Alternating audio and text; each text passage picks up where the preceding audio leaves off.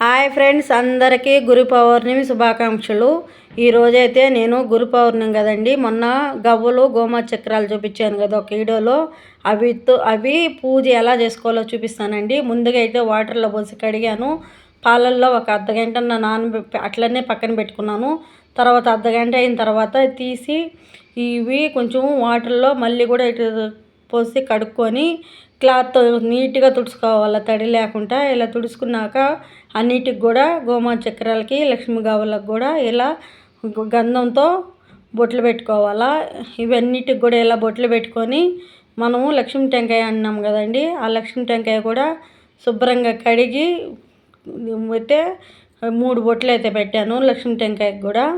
ఇలాగనే అన్నిటికి కూడా పెట్టుకొని పక్కన పెట్టుకొని, ఇప్పుడు మనకి ఇత్తలు తట్ట అయినా సరే, తాంబాల తట్ట ఎండిదైనా సరే పెట్టుకోవచ్చు, వాళ్ళ స్తోమత తగ్గట్టు పెట్టుకోవచ్చు అండి. నేనైతే ఇత్తల తట్లనే చిన్నది పెట్టాను.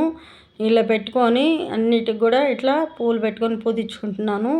ఇంకా మామూలేనండి, మనం పూజ ఎలా చేసుకుంటామో అలాగే చేసుకునేదేను.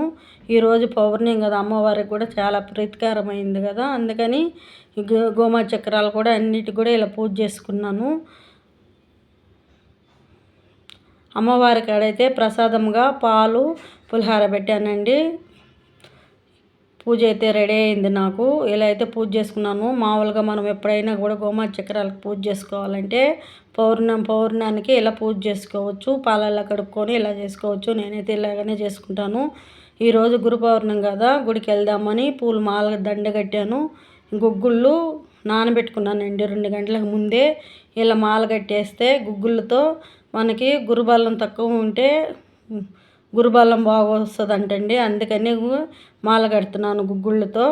దత్తాత్రేయకి వేస్తాము తీసుకొని పోయి గుళ్ళు అని మాల కట్టుకున్నాను. పులిహార చేసుకున్నాను ప్రసాదంగా.